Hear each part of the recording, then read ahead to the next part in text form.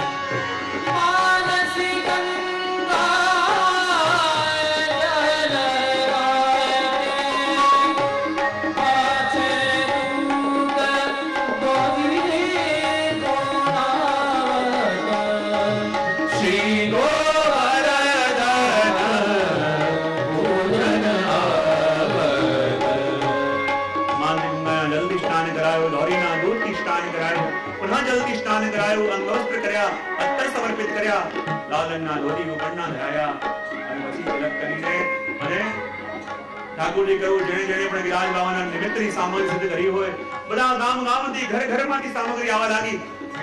હમણાં અન્નકૂટના દર્શન પણ થશે. ગામમાંથી સામગ્રી આવવા લાગી, ઘરમાંથી સામગ્રી આવવા લાગી. પ્રભુની ઈચ્છા છે કે છાક લીલા વખતે તો મેં ખાલી અમુક ગોપોનું આરોગેલું અને અમુક ગોપીઓ અને અમુક સખા રહી ગયા હતા, પણ આજે તો મારે બધા વ્રજવાસીઓના મનોરથ પૂરા કરવા છે. અને એટલા માટે ગામમાંથી એટલી સગડી આવી આખા ગિરિરાજ બાવા ઢંકાઈ ગયા. ઠાકોરજીએ શિખરના દર્શન થતા નથી. 5 જગ્યા પર શિખર બનાવ્યા, કેસરનો છિડકાવ કર્યો, તુલસીની માળા ફરતે પધરાવી અને જ્યાં આપે વિનંતી કરી ગિરિરાજ બાવા આપ અમારું અન્નકૂટ અરોગો, અને ત્યાં સહસ્ત્ર ભુજા ધારણ કરીને ગિરિરાજ બાવા પ્રગટ્યા. બોલીએ શ્રી ગિરિરાજ. કહે સહસ્ત્ર ભુજા કેમ ધારણ કરી? જ્યારે ઠાકોરજી છાક લીલા કરવા માટે ગયા ત્યારે ઠાકોરજીએ બધા સખાઓની સાથે તો આરોગ્યું, પણ સખીઓને તાપ થયો. પ્રભુ આપે બધા સખાઓની સાથે આરોગ્યું, પણ અમારી સાથે ક્યારે આરોગશો? તો ભગવાન કહે જો હું અન્નકૂટ આરોગીશ તો જેટલી પણ સખી છે એની એક એક ભુજા લઈને હું જોડે પ્રગટીશ. તો કહેવાય સહસ્ત્ર ભુજા લઈને ગિરિરાજ બાવા પ્રગટ્યા. એ શું છે? બોલે એક એક સખીની ભુજા લઈને પ્રગટ્યા, બોલે બધાની સાથે હું આરોગીશ. તો જ્યાં સહસ્ત્ર ભુજાથી આપ અરોગવા જાય ત્યાં સુધી પ્રભુ કહે ગિરિરાજ બાવા અરોગે. આપણે ટેરો લઈ લઈએ અને પરિક્રમા કરીને આવીએ. આપણે કહીએ કે શું ઠાકોરજીને સામે અરોગતા સંકોચ થાય? બોલે સંકોચ ન થાય, પણ આપણે ઠાકોરજીની લીલાના દ્રષ્ટ છીએ અને પ્રભુ દ્રષ્ટા છે. પ્રભુની લીલાના હંમેશા દ્રશ્ય બનીને આપણે રહેવું જોઈએ. પ્રભુની લીલાના દ્રષ્ટા બનવાનો અધિકાર આપણો નથી. આપણે ખાલી ભોગ ધરીએ, એક એક સામગ્રીનો હાથ ધરાવીએ અને પ્રભુને કહે પ્રભુ આના મનોરથ પર પૂર્ણ કરજો, પ્રભુ આના મનોરથ પર પૂર્ણ કરજો, અને બધી સામગ્રી સુધી પ્રભુને લેવડાવીએ. અને અહીંયા પ્રભુએ ભોગ ધર્યા, તેરો લીધો અને સખાઓ સાથે પરિક્રમા કરવા માટે નીકળ્યા. અને બધા કહેવા લાગ્યા ગિરિરાજ ધરણ શ્રીજી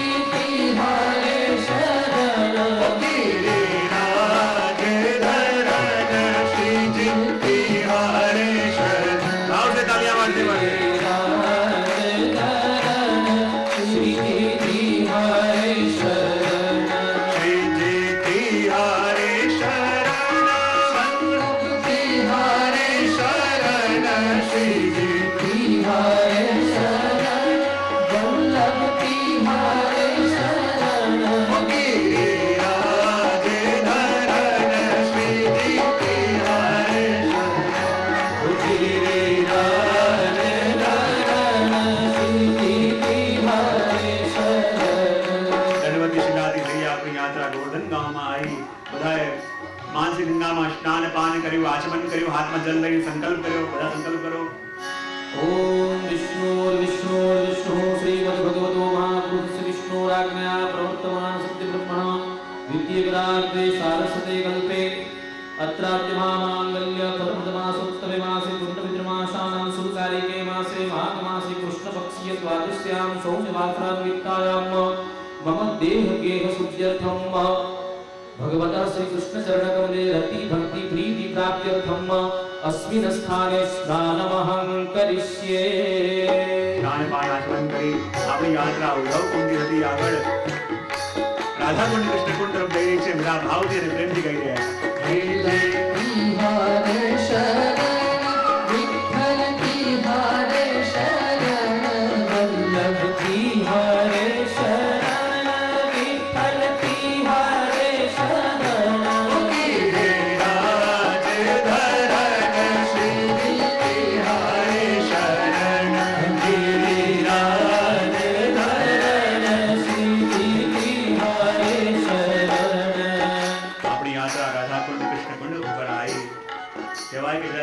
અરિષ્ટાસુરને માર્યો.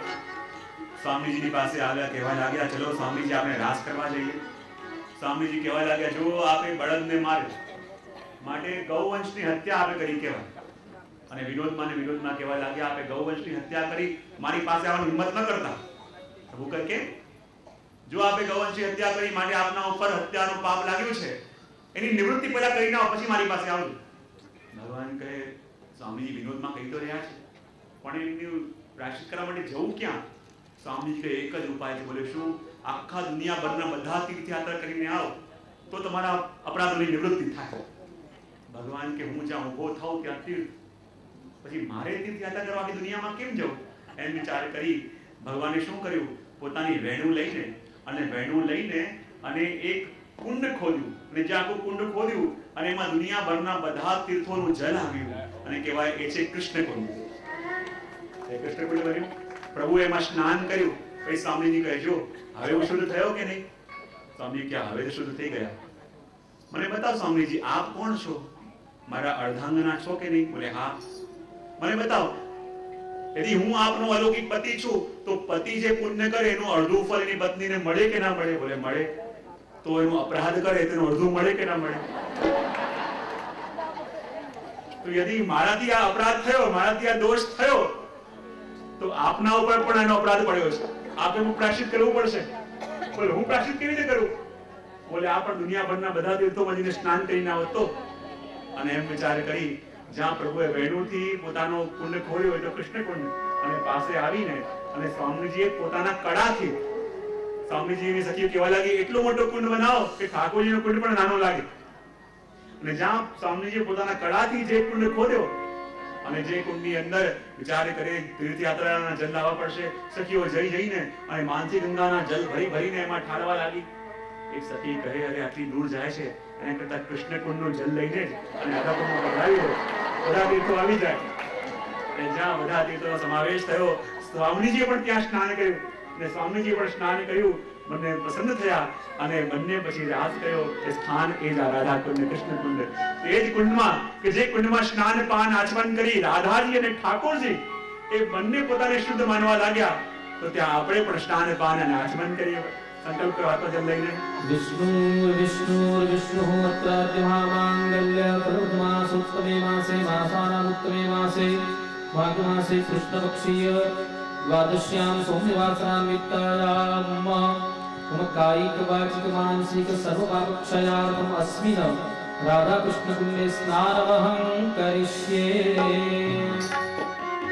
રાધા કુંડ કરી આપણી યાત્રા આગળ ધીમે ધીમે સરોવર ધરાવતા હવે આંજોર ગામ તરફ જઈ રહી છે. સંક્ષિપ્ત યાત્રા થઈ રહ્યા છે.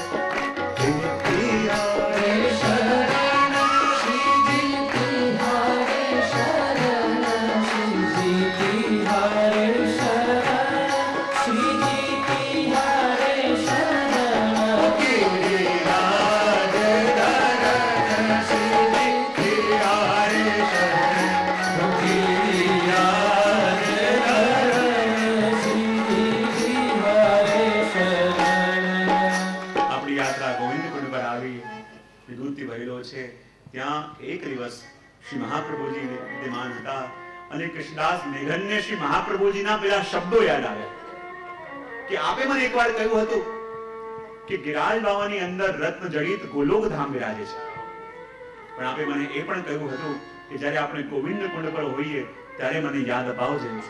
તો કૃષ્ણદાસ મેઘનના મનમાં એ પ્રશ્ન આવ્યો કે હું તો આટલો નિકટનો છું, હું તો આટલો આપનો કૃપા પાત્ર છું, તો જે વલ્લભ બધી વાત બીજાને કરે મને કેમ ન કહે? સૂક્ષ્મ એ ભાવ જાગ્યો અધિકારનો કે હું તો આટલો નિકટનો છું, તો મારા પર આવી કૃપા શ્રી વલ્લભ કેમ કરતા નથી? આવીને વિનંતી કરી, હું તો આટલો નિકટનો છું, તો કૃપા કરી મને પણ શ્રી ગિરાજ બાવાની અંદર રત્ન જડિત ગોલોક ધામના દર્શન કરાવો. શ્રી વલ્લભ સમજી ગયા. કૃષ્ણદાસજીના મનમાં સૂક્ષ્મ એ ભાવ આવ્યો છે કે હું તો યોગ્ય છું, પછી મારી પર કૃપા કેમ નહીં? અને ગિરાજ બાવાના દર્શન કરાવવાનું મેં એમને વચન આપ્યું છે, તો એક સાથે બંને કાર્ય સાધવાના છે. મને કહ્યું, જો કૃષ્ણદાસ એવું કરો, જે શ્રી ગિરાજની કંદરામાં અંદર પ્રવેશ કરી અખંડ અષ્ટાક્ષરનું સ્મરણ કરજો, તમને ગિરાજ બાવાના રત્નજડિત ગોલોક ધામના દર્શન થશે. પણ એક વાત યાદ રાખજો, જ્યારે ભીતર જાઓ તમને એક ભગવતી મળશે, એને ભગવત સ્મરણ કરીને પાછા આવજો. કૃષ્ણદાસ વિચાર કરવા લાગ્યા, ગિરાજ બાવાની અંદર ભગવતી કોણ મળશે? એમ વિચાર કરી જ્યાં ગિરાજની કંદરામાં એમણે પ્રવેશ કર્યો અને કહેવાય લગાતાર 3 દિવસ સુધી અષ્ટાક્ષરનું સ્મરણ કરતા કરતા ચાલતા રહ્યા, પણ કંઈ દેખાયું નહીં. અને જ્યાં 3 દિવસ પૂરા થયા એની પછી આટલો સાંકડો એક ગુફા આવી અને ગુફાની અંદર પોતે બેસીને સરકવા લાગ્યા.